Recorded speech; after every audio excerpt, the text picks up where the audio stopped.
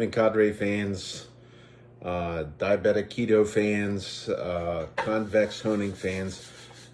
Today is Sunday, the 23rd of October. I'm going to do a short video about it with an update on some shaping of convex hones that I had done. And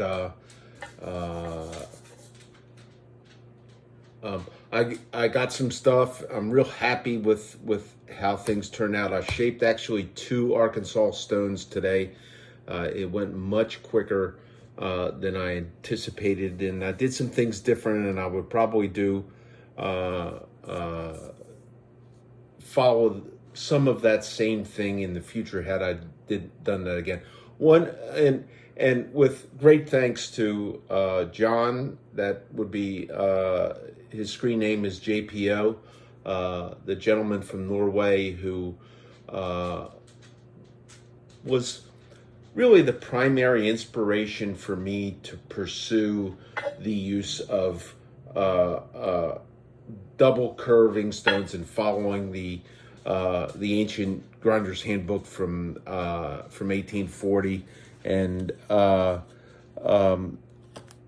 while I had originally had convex hones on this plate, this was one of the original plates that made by Superior Shave. I ordered this, I bought this, I put it in order as soon as he announced that he had something coming. Okay, he didn't even say what it was. Okay, and you could buy this thing, not even know what it was, but I knew exactly what it was because he had been working on this for quite some time. And that's a great tool, This is for those of you who are not necessarily aware. This comes from the Superior Shave. This is a plate to convex stones. The radius in this direction would be about let's see, he's a 3-foot radius or a 6-foot wheel. In this direction, it would be 12-foot radius or a 24-foot wheel. Okay, and I've been very successful in a lot of my honing with that. But what I found out that a lot of times I wanted a little bit more when I'm cutting in a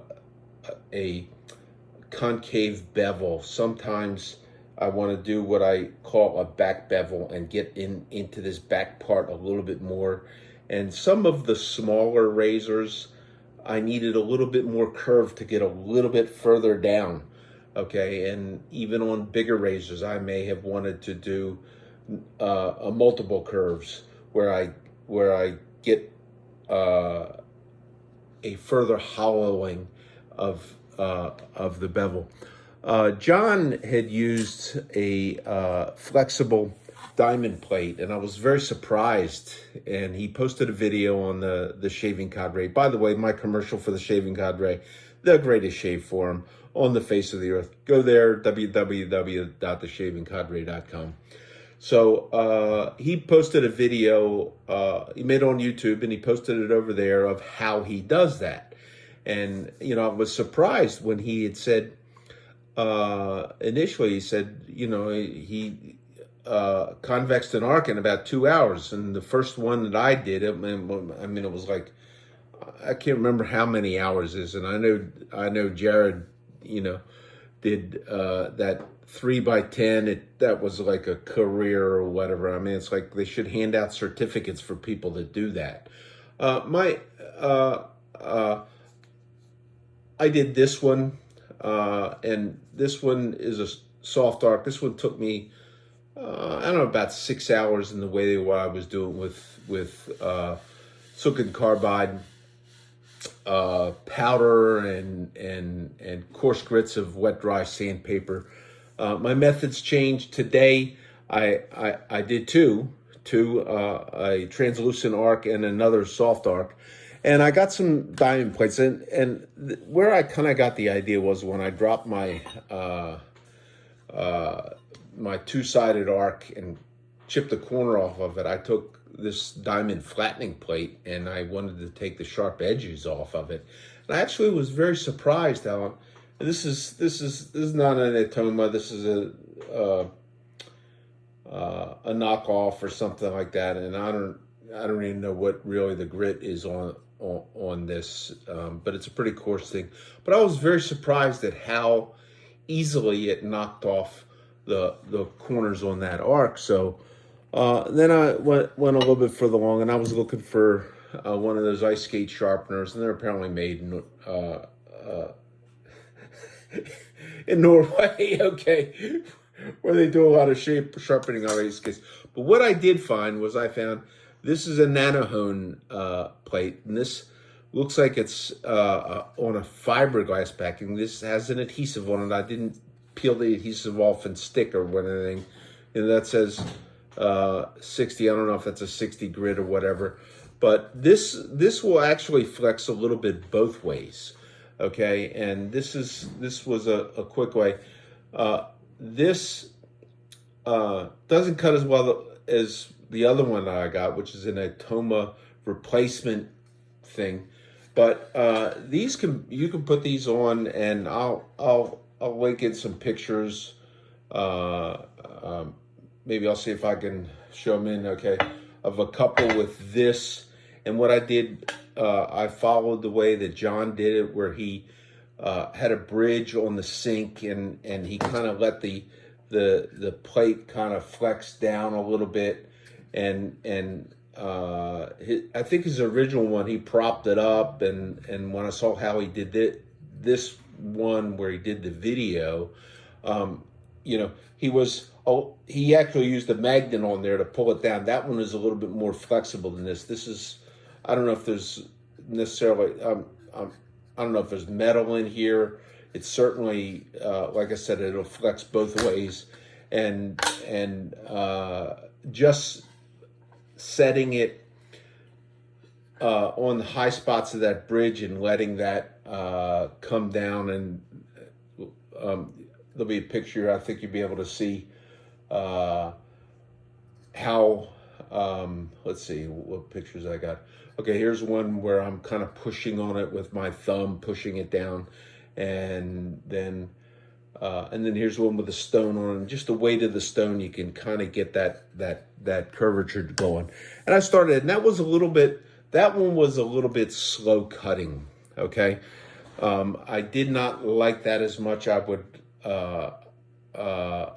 probably recommend, those things are not exactly really, really cheap. They do work well. Okay, the Atoma plate, okay, and this is a replacement thing, and this also has an adhesive. I guess when you wear out one of these, you get one of these, and you put the adhesive on there, and you stick it on there, and it becomes a new, it kind of renews your plate at a slightly lower cost than buying the plate. And this is a little more rigid, okay, but it does flex when you put that stone on it, like in that sink ridge. Let's see, I don't have a picture of one where I'm pressing down on it, but it does flex. And I also took starting off, you can do a rough shape by taking a stone and working the greatest part of the reduction down, and then finish it off. You don't need to buy a shaping plate, okay? But if you can buy one of these, these don't cost that much, okay? And they're handy to have for finishing and for going to finer grits on there. But this was a pretty good cutter. Do not kid yourself in thinking that just because this is diamond that this is going to last forever, because this does not have, up here where it didn't see any action, this has a bit more grabby feel to it. So these things do wear. And the first arc on the short radius that I did, I'd done synthetic stones, which are really, really easy with sandpaper. This one I did with sandpaper. This was my first one, okay? And this is fits perfectly in that curvature, okay? Because this is what it was shaped on. And I wanted more curvy, okay? So I bought a second arc, and this one, and I'm gonna try and get in here onto the camera to show how much more curvy that is. Okay, so here's the plate, and look, I've got that much more. I don't have the measurement on there. I could do the measurement and run the calculations to see what radius I'm working on, but this is a much shorter, much more curvy. Let's see if I can get a side by side on these.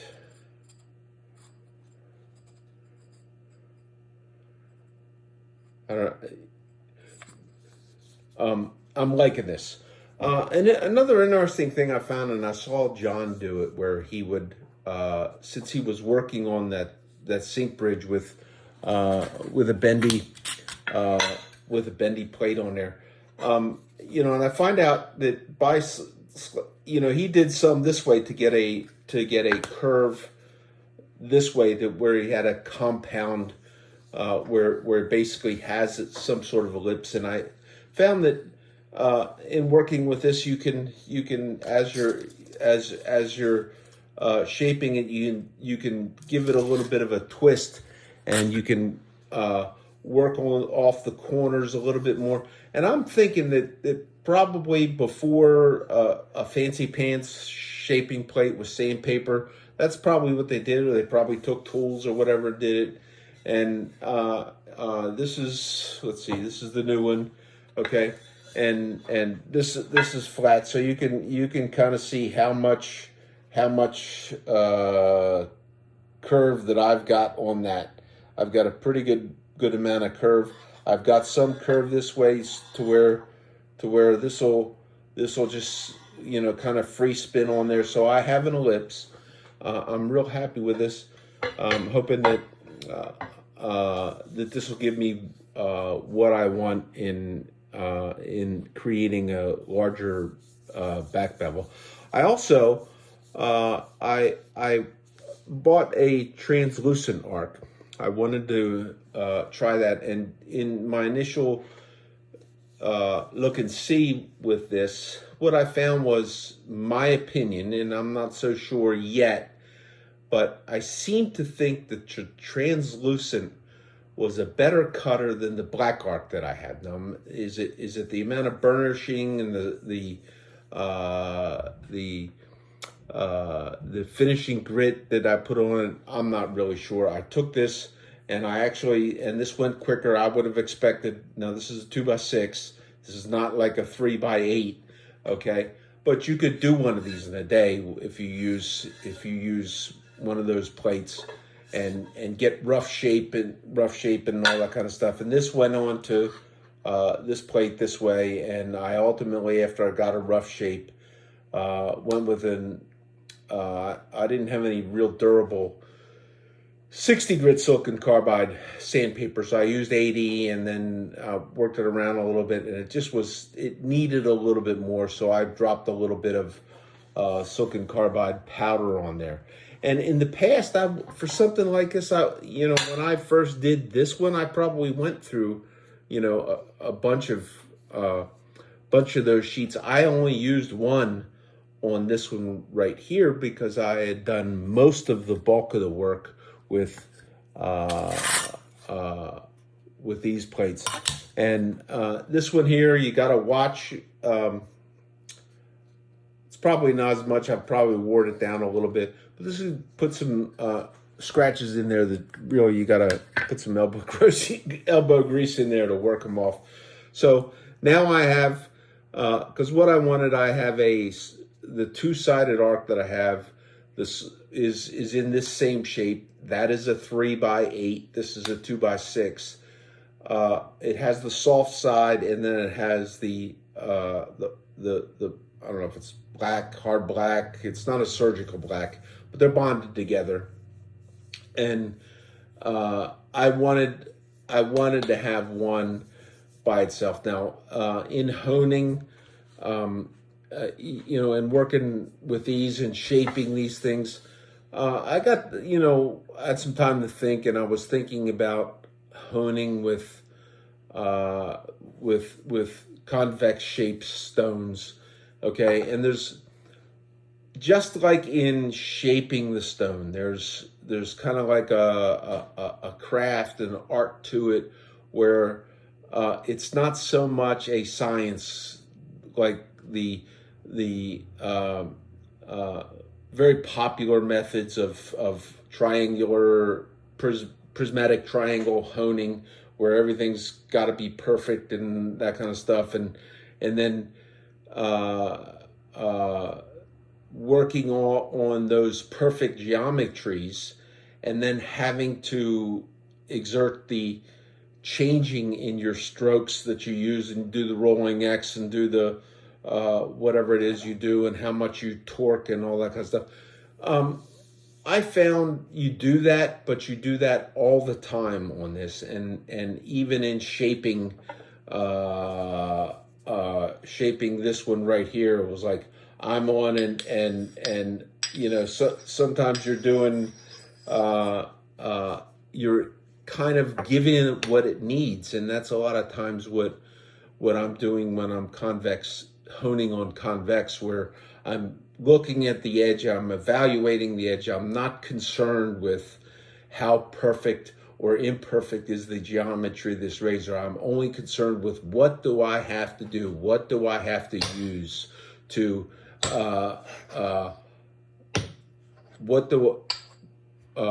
how do I get to the edge, and how do I create a nice smooth edge that's very, very thin, and that shaves very well.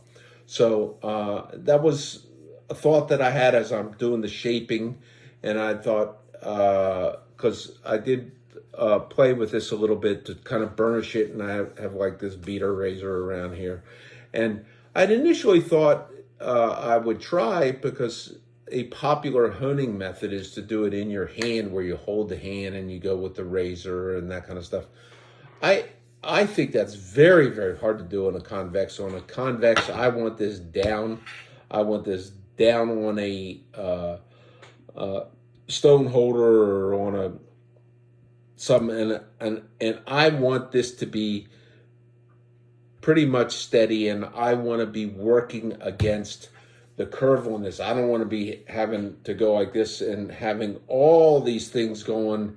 That's a little bit too much, where I've got the consistency here, and I'm looking at the edge, I'm feeling the edge, and where do I have to be as I'm coming along, and what do I have to do? So if I'm trying to catch the heel of a razor, a lot of times, you'll be doing this, working that heel of the razor, and then if you need the toe, a lot of times you'll be doing that. Or if there's a somewhere in there's damage, or there's a chip or something, you'll be taking that, and you'll be working that one particular area. That's one of the big advantages of this style.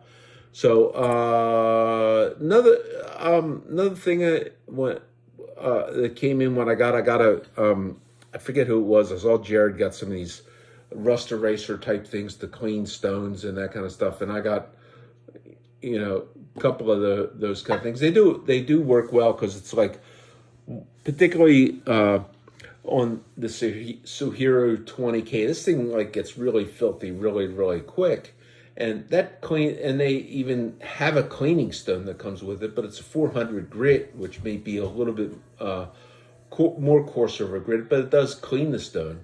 And in looking at stone cleaning stuff, I found something, I saw something for sale that I actually have here, and it really, really works well. You can buy this stuff at the grocery store. You could use, I suppose you could use a cleanser like Comet or Ajax or something like that. But this was very common in there. It's a oxalic acid. Is what it is, but it's called Barkeeper's Friend.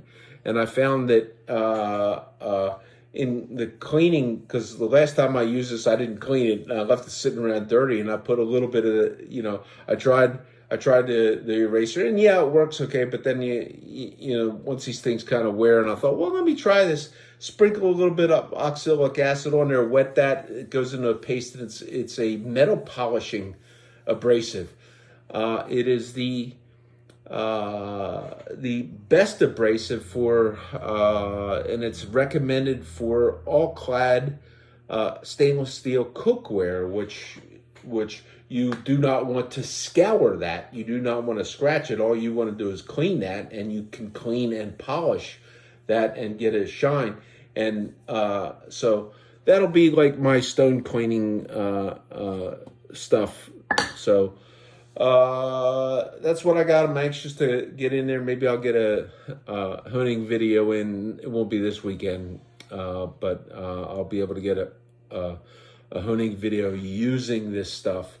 And I'm particularly interested in, and what I may do is I may grab that new 7/8 tiers of sard that I got, where I could get it, and it's like what I really wanted. I wanted a little bit more curvier than this. I wanted a little bit more curvier to get and to thin that, get a deeper, thinner in the back bevel.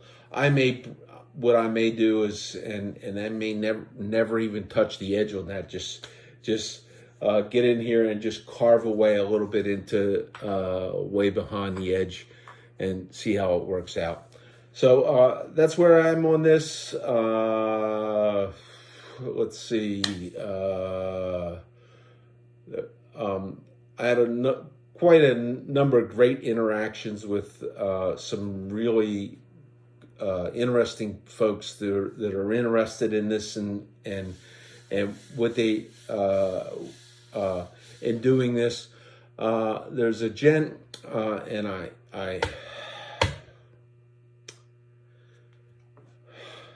the guy makes razors. He's in France, and I'm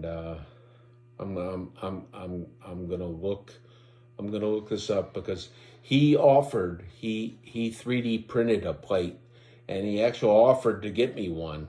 And there's another guy who offered to send me a JNet to shape, so I could try that. It's like I really appreciate all of this.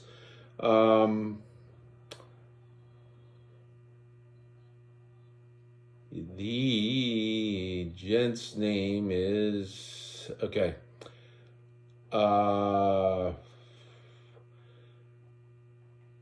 L'École de la Magie. Okay. He's a magician. I looked at his website, and okay, his razors. He makes custom razors, and he is gonna. He's looking to do. He understands this, doing the curvatures and the multiple curvatures. He can be found under River Razors on Facebook and Instagram. I looked it up. If you're interested in a custom razor from somebody who understands the thinness of it, this guy has got it. He's doing that. I don't know what his first name is, but do look up River Razors. Also look up on the Shaving Cadre all of the great guys that contribute over there under the member videos section and that kind of stuff. So all real good friends, all people who are good people, not interested in tearing one another apart. They're just interested in sharing about what they do, and this is the hobby. Why would I spend all my time and all my money doing all this kind of stuff when really, I'm doing this because it's fun. It occupies me, okay, and I like it, okay. But in terms of how good of a shave that I get, I can buy a $10 or $15 shavette. I can put a half of the DE blade in there. I can use one of those for 4 or 5 shave really well. you know, and you know what is, so if you buy a blade, it's 10 cents, and you snap it in half, it's like 5 cents. So this is not about saving money in this shaving hobby. It's about the fun of the journey as we go through it. And anybody, and that's part of why I'm making the videos on this, is because this is what I do. This is the fun of it for me. There's loads of other people that are doing whatever they doing for the fun of it and those things that please them. Do look everybody up over at the Shaving Cadre. Great bunch of guys. And everybody have a great week. This is Bill. Out.